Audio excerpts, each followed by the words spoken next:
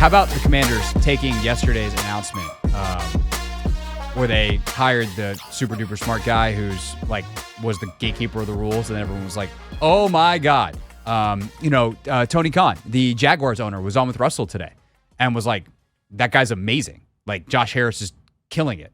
Of course, Tony also the owner of AEW Wrestling, so Russell able to get him on, talk a little wrestling, and also talk some football. We're going to have that bite, I think, for you later in the show as well. Oh, do you have it right now, actually? Ant? Yes, sir. You want the one on Dave? Yeah. Gotcha. So they hired this guy yesterday to be their senior VP of football initiatives, and here's Tony Khan, the Jaguars owner, on with Russell earlier today. A lot of exciting things happening for you guys up there at the Commanders. I'm not just following AEW down here. We're doing it in football, too. And my good friend Dave Gardy just joined your organization up there in Washington. That's a great hire for the Commanders. That's a great get for Josh and the team up there. Yeah, Gardy is just so well respected. And then today, they get John Hickenlooper, senator from Colorado. They get his chief of staff, who previously worked for Joe Manchin, the senator of West Virginia. And you're like, what? Why is this such a great hire? He's going to be their VP of Public Affairs, and Manchin has for years been the head of the committee, either the chairperson or the ranking member, depending on whether the Democrats were in the majority or not, because I know my civics. But he's been the lead guy for his party on the Energy Committee for years, which is the next place that the bill for RFK is going. Talk about a strategic hire. Commanders just killed it. Dude's like a Harvard law grad. I look at these people's resumes and I'm going, they would never have worked here before. Ever. And Harris is like, come on. Someone asked me yesterday on Twitter, by the way, and we'll get back to the left tackle conversation in a second. And you'll hear from two-time Super Bowl champion executive Mark Ross. But someone asked me yesterday, like, how do you think that they're able to do all of this? And I was like, it's pretty simple. This is what happens when you have a real rich owner, not a fake rich owner. Like and this was what always got me with the Snyder stuff, Ant, is how often did you hear me say, hey, I know you guys think that this doesn't matter and I'm just on my moral high horse because it's terrible things happen to people. And you're like, I don't care about this. I just care if we win. And my response was always, this does matter in terms of winning. Yeah, I mean, you've been on it all along, and I just think all of me these... and my high horse just galloping all around town. I think all these hires just go to show Josh Harris, cares about the infrastructure. And you were just talking about Dan Snyder. He didn't necessarily care about it, and it shows. And also, Josh Harris, he realized that these people, like having these people come in, they cost. And guess what? He's willing to, pay those people to come in and actually, turn this entire program around. He understands what investment means. Yeah. You pay a lot to get more.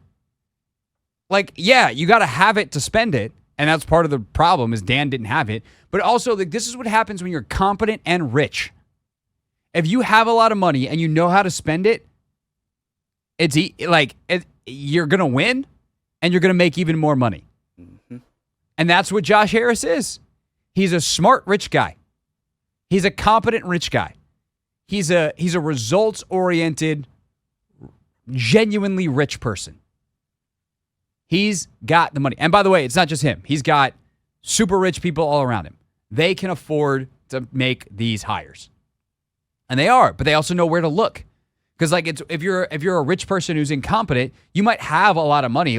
There's plenty of other NFL owners that are also actually genuinely mega rich, but they haven't been in business in so long, or in some cases ever. There are some NFL owners whose money comes from being an NFL owner because their franchise has been in their family for 80 years, and they bought it, they started it as a meat packing company or whatever some of these origin stories are, and now the franchise is worth billions, but they've never actually really genuinely been in business and in politics and in the places that the smartest people in the country work.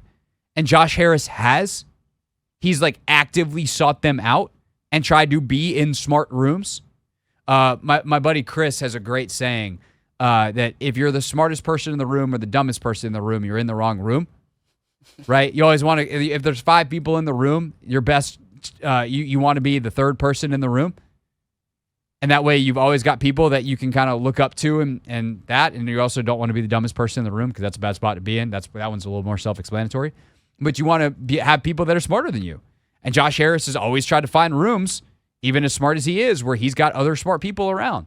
And that's led to these incredible connections. And whether these are all Josh or Josh, maybe it's one person's Mitch Rales, but like Josh knew Rales or, Magic Johnson or Jason Wright has been in a lot of these rooms before. I'm sure that Jason and this guy that they hired today have probably, Kiran Mehta, have worked together before on something when Jason was back at McKinsey.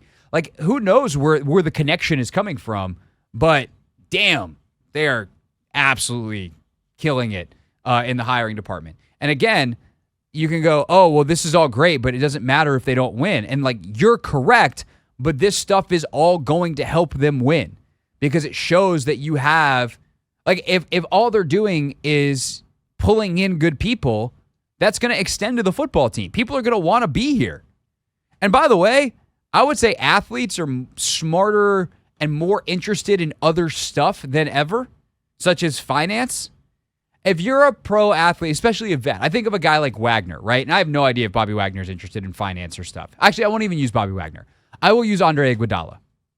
Like, part of the reason Andre Iguodala wanted to stay in Golden State was because Steph Curry was there and he was going to be competing for championships.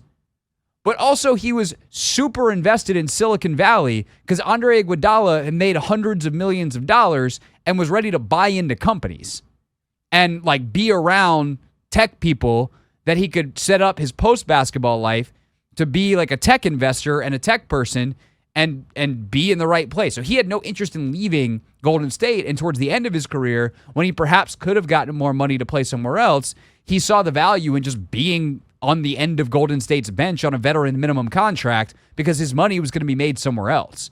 If you are a guy like a Bobby Wagner who's made a bunch of money in the NFL, wouldn't you want to be connected to Josh Harris for business reasons? I would say yeah. Yep. Would you ever want to be connected to Dan Snyder for any reason?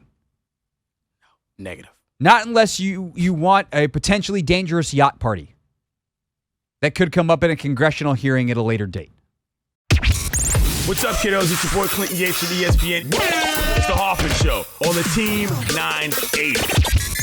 Tell your mama I said what's up.